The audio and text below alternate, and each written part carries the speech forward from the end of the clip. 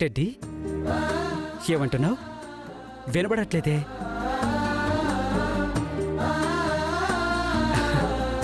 Baby, నా baby తన్నేస్తున్నాడు తెలుసా?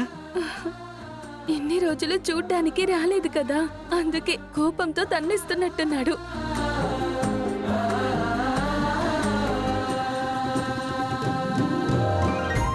ఇక మన కష్టాలన్నీ గట్టెక్కినట్టే కీర్తి. బిడ్డ పుట్టే లోపల నేను ఎలాగైనా సరే తీసుకెళ్ళిపోతాను.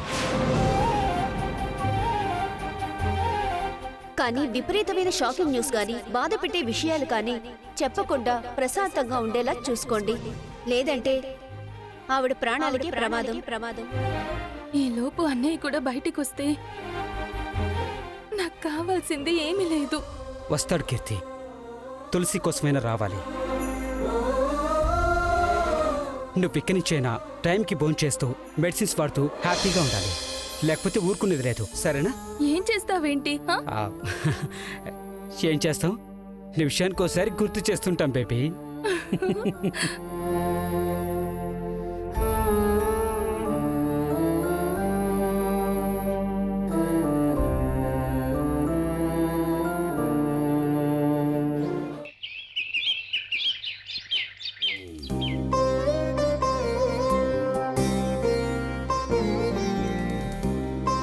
నువ్విలా బాధపడుతుంటే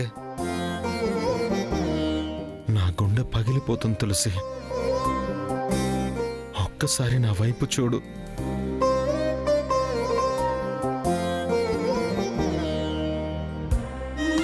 చేసుకుంటే నిన్నే పెళ్లి చేసుకోవాలనుకున్నది నిజం. అంతే తప్ప నిన్ను సొంతం చేసుకోవడం కోసం ఒక ప్రాణాన్ని తీసేంత కసాయి వాడిని కాదు తులసి.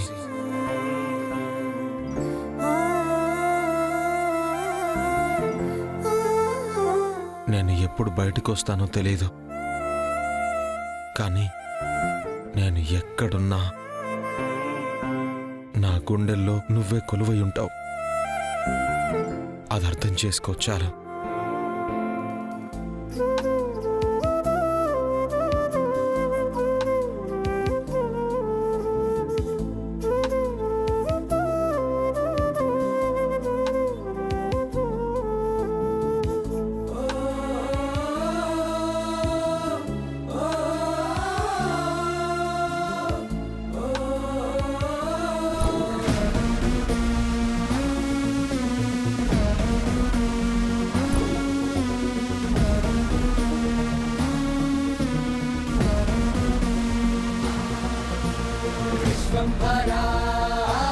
తులసి,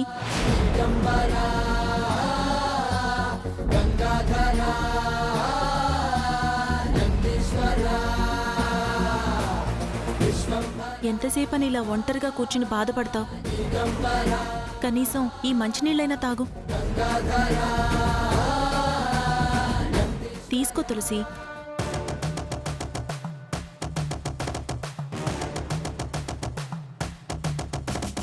ప్రబల సహిత ప్రళయ రచన అసురగతికి విలయ ఘటన. ప్రబల సహిత ప్రళయ రచన అసురగతికి విలయ ఘటన. ప్రబల సహిత ప్రళయ రచన అసురగతికి విలయ ఘటన. నాకు తెలిసే నువ్వు మొండి ఘటానివని. అంత తేలిగ్గా ఎందుకు వదులుతావు?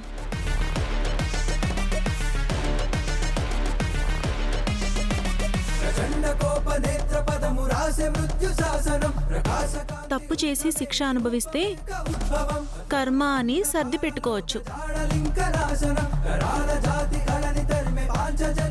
కానీ నీలాంటి మంచి మనసున్న దానికి ఇన్ని కష్టాలు రావడం చూస్తే నా గుండె తరుక్కుపోతుంది తులసి.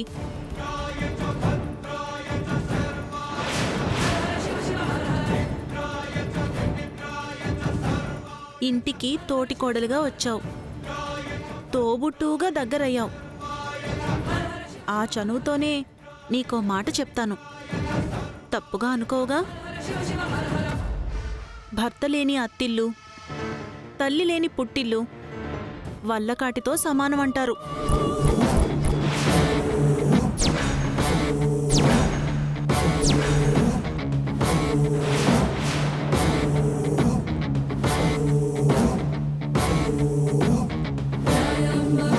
వినటానికి కష్టంగా ఉన్నా అది నిజం తులసి. నా మాట విని నువ్వింకేం ఆలోచించకుండా మీ అమ్మ వాళ్ళ దగ్గరికి వెళ్ళు. అక్కడైనా నీకొంచెం ప్రశాంతంగా ఉంటుంది. పెళ్ళయ్యాక మన కష్టాలు మనమే ఎదుర్కోవాలి. మన కాపురాన్ని మనమే నిలబెట్టుకోవాలి.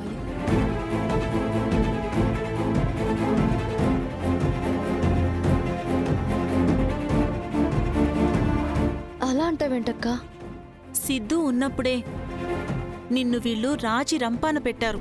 అలాంటిది ఇప్పుడు ఇక వాళ్ళ అరాచకానికి అడ్డు అదుపు ఉండదు. పైగా సిద్ధు నీ వల్లే జైలుకెళ్ళాడని నీ మీద చాలా కోపంగా ఉన్నారు.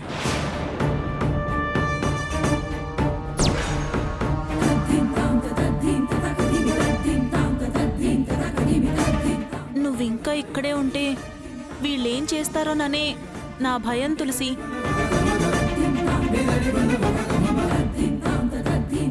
నా గురించి నాకేం భయం లేదక్కా. ఏం జరిగినా ఇంట్లో ఉండే పోరాడతాను. నాకు తెలిసే నువ్వు మొండి ఘటానివని. అంత ఈజీగా ఎందుకు వదులుతావు? సరే తులసి, నువ్వు కష్టాలు పడటానికి సిద్ధంగా ఉన్నానంటే నేనేం చేయగలను చెప్పు. కానీ ఈ కష్టాలన్నీ ఎవరి వల్లో అదైనా ఆలోచించావా తులసి?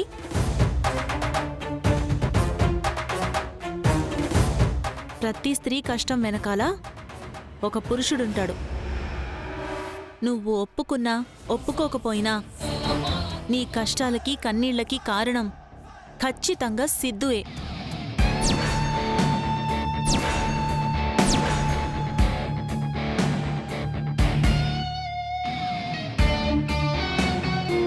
నిన్ను దక్కించుకోవడం కోసం ప్రేమ పేరుతో ఒక అమాయకుణ్ణి బలి తీసుకున్నాడంటే సిద్ధు ఎంత దుర్మార్గుడో నీకింకా అర్థం కావట్లేదా తులసి?